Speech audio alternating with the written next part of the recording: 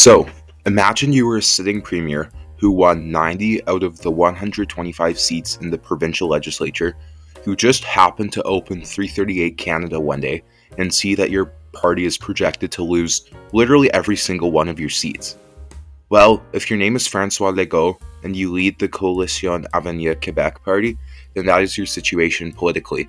Francois Legault's current situation makes the position of the Liberal Party circa December 2024 look like a blessing. So today, we will be going over the polls in Quebec, what they are suggesting in terms of governance, and whether the CAQ can do anything to deliver themselves a miracle of sorts, kind of like what the previously mentioned Liberal Party pulled off. Francois Legault's situation has been, well, not great for a little while, but not only does he have poor polling, he has had 3 by-elections that show this stunning decline.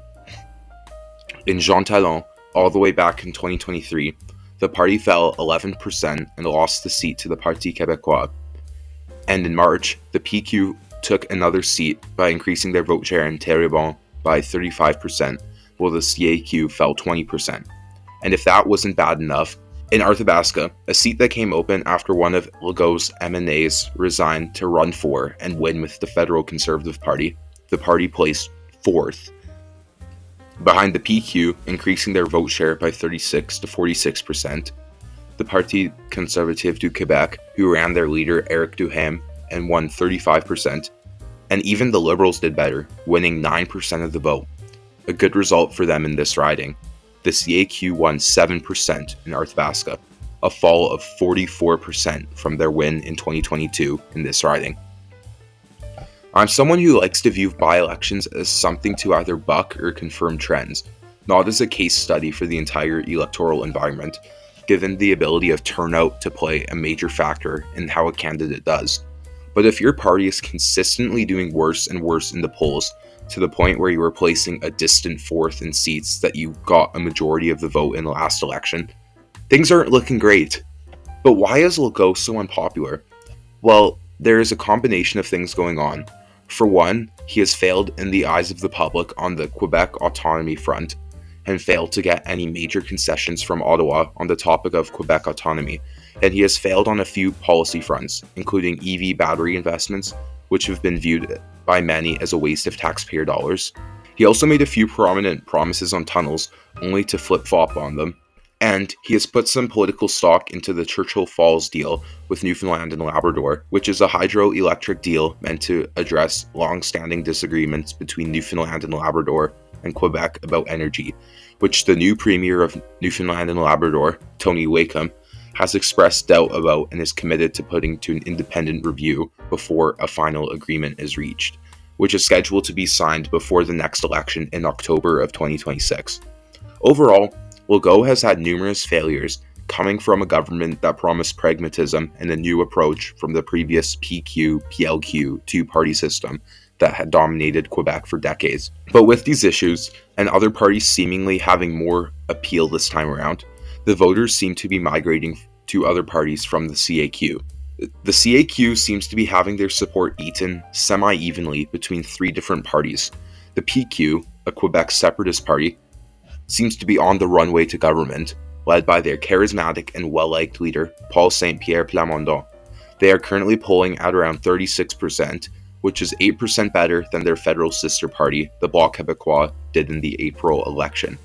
So one could likely assume that the PQ is enjoying support from their usual cohort of Quebec separatists, plus voters fleeing the CAQ, who still value the stance the CAQ has taken on provincial autonomy. In the last little while, the Liberals also elected a new leader. Pablo Rodriguez, a former Trudeau cabinet minister, has brought the party into a solid second place, polling around 25%, which would be a 10% increase in support from their abysmal 14% showing in 2022. And the PCQ, led by Eric Duhem, is polling around 10 to 15%, which is a bit better than their showing in 2022, but given the collapse of the CAQ, could likely make them be in a position to win a few seats, compared to 2022, where they won 13% of the vote but 0 seats. I guess this is where I have to acknowledge how complicated first past the post makes everything in Quebec.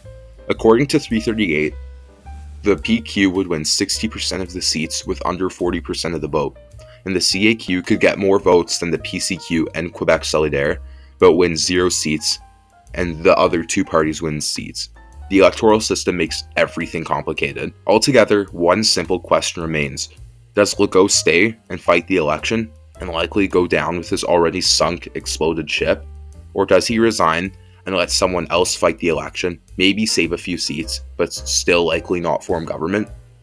Could the CAQ somehow achieve a 2025 Liberal Party of Canada style turnaround? Well, I don't think so.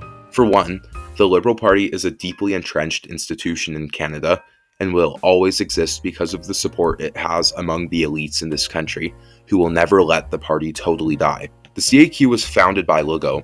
They have contested 4 elections and won 2 of them. The CAQ is Francois Legault at its roots, which could be the reason why Legault hasn't already resigned. The fact is, the Liberals were looking at a wipeout, but not a situation where they would have to totally restart as a party and maybe find 1 seat to win situation. One odd thing is that it doesn't seem like many CAQ MNAs have decided not to run again, as is common with governments in the situation of the CAQ. But then again, many of them might still be holding on to hope of a comeback under a new leader and not want to be in the awkward position of retiring to spend more time with family, to turn around a few weeks later and say, never mind, my family sucks, when the polls change. But again, Legault might not be as willing to resign as, say, any other premier in this situation, given what I just said above. But what do you think? Will Legault resign? Will everything go as planned and Paul St-Pierre Plamondon become the first separatist premier in Quebec since 2012? Is Quebec separatism on the rise? Let me know in the comments. But if you enjoyed this video, please feel free to leave a like and subscribe, as it helps me out a lot. But apart from that, have a great rest of your day and see you next time.